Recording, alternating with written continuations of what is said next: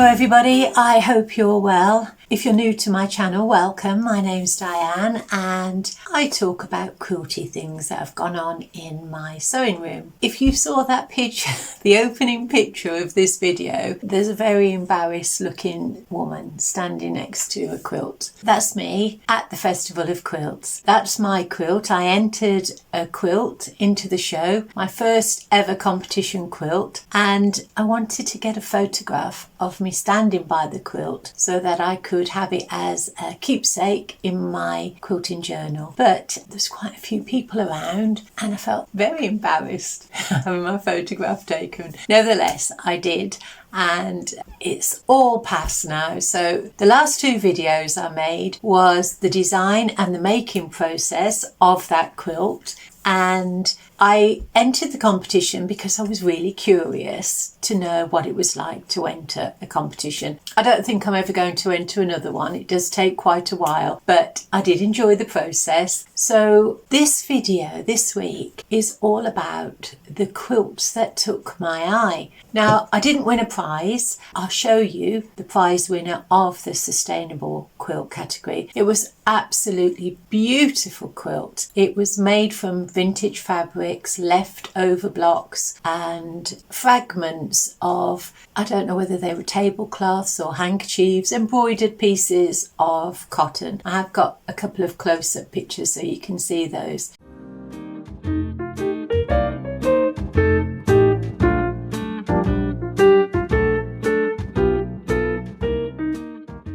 It was actually made by two people, designed by one, created by another. But that quilt, it could have won a prize. Well, it did win the prize in the sustainable quilt category, but it could have won a prize in the quilting category or the traditional category. It was so beautiful, and it got me wondering about the training that you need to be a judge in a quilt show. I'm not going to train.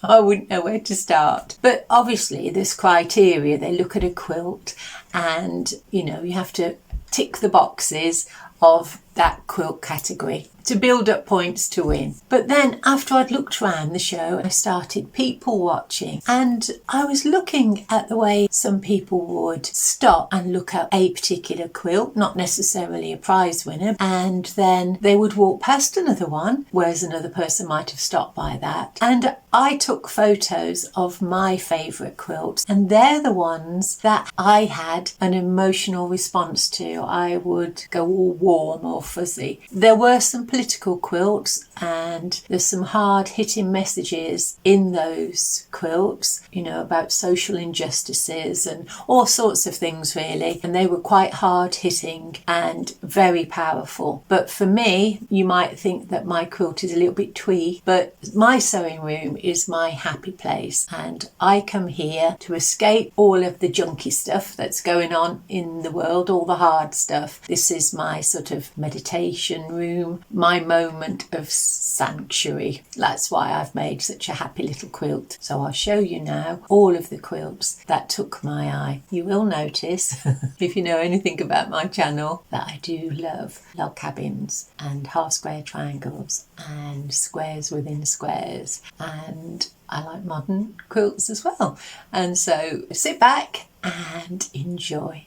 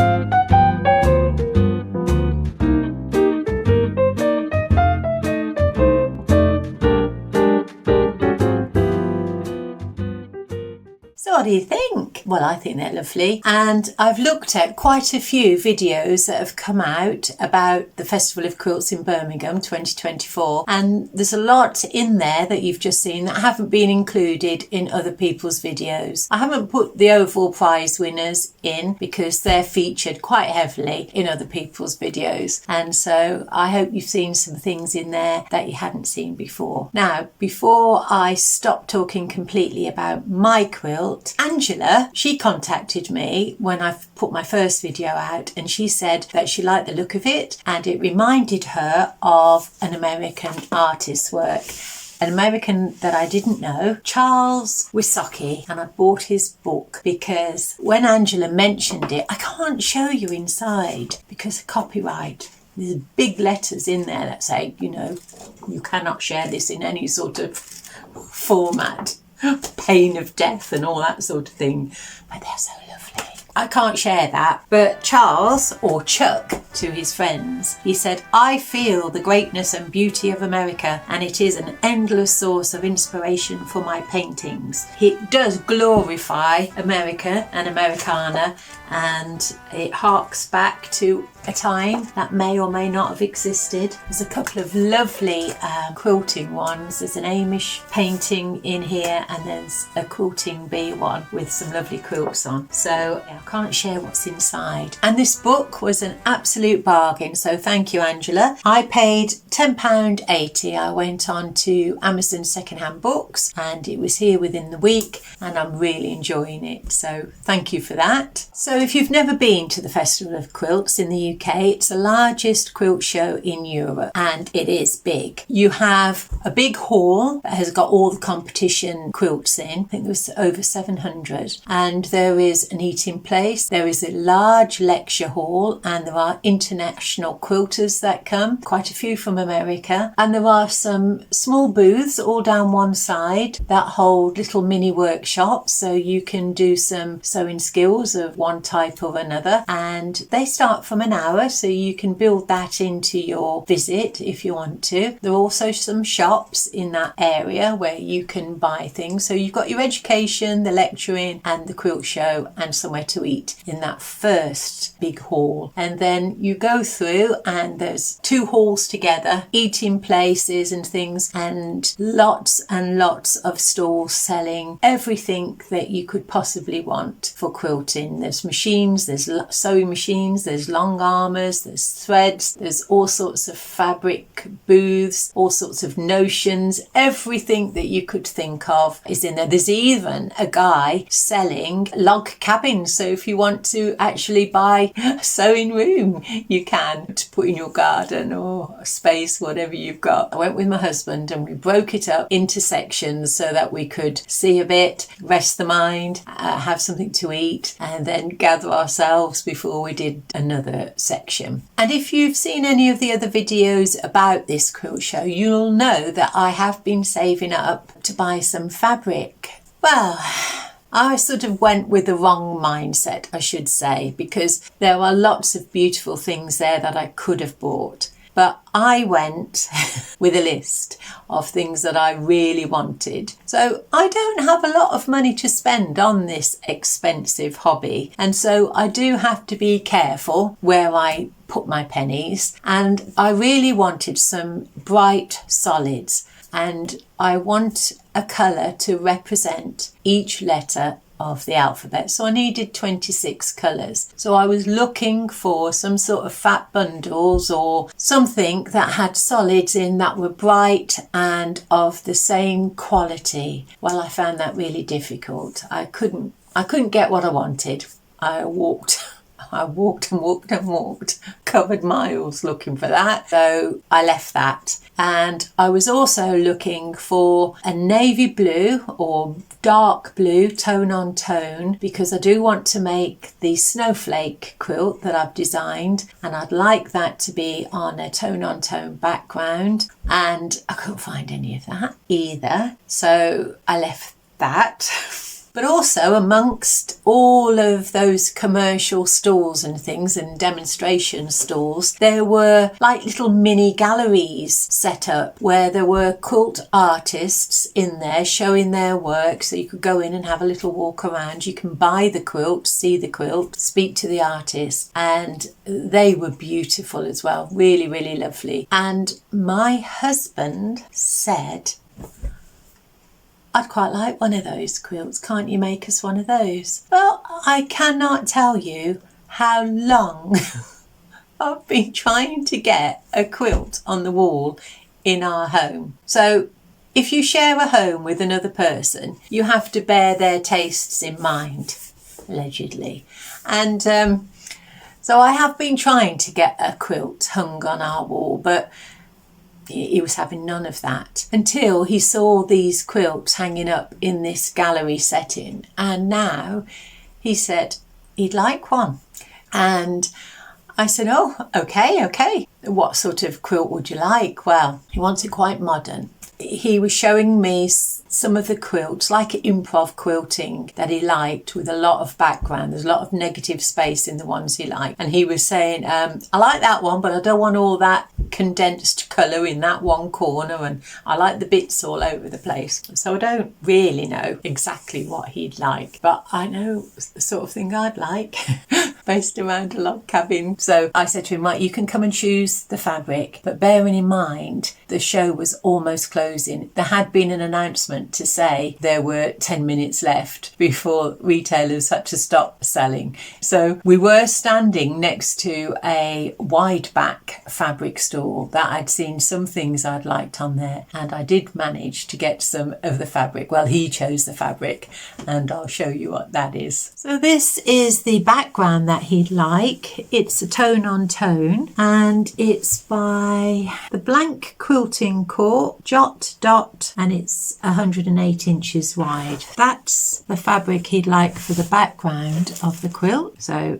yes, I could work with that. And then I asked him to choose colours that he would like to go in with that quilt, and he chose batiks. So there's this orange, more orange colours with a leaf, and then a red and sort of brown with leaves on. And I think he chose those colours because they are warm colours, and those are colours that feature in the room where we want to hang the quilt. But I did think it needed a little bit of contrast, so I bought a brown and a navy just to go with that. But then I thought I might need a little bit more, and so when I got home I ordered this. It's by Sewing What? I don't know if that's how you pronounce it. And it's a jelly roll of batiks in all of those colours. So I've got plenty now to make a wall hanging of some sort. And while I was at the store, there was a bargain bin. So I bought some lovely green, 116 inches by 10 inches, and that was at £5. And then I bought an offcut, 118 inches by 42 inches, and that's tone on tone white, and that was for £20. So another bargain. So that's another quilt on my list that I wasn't expecting, to make one for our home. Some sort of improv. I have the fabric now, so I'm not sure when I'm going to start that. I've got some other things that I need to do first. I did manage to get the Christmas in July quilt finished. So on the very last day of July, I did quilt that unexpected wreath. So that's finished. And I've got to finish the Harlequin for Project Linus. I've got to quilt that. And then I'm going to, before I start on any of this new fabric, I'm going to have a good go at using some of the fabric that I've already got in my stash that I've had here for quite a while. And for the moment, I've hung that up in my sewing room. So that's it for this week, and I hope you've enjoyed looking at some of these quilts that you might not have seen anywhere else. And please take really good care of yourselves. If you've enjoyed this video, please come again. If you do, I will see you next week. Bye.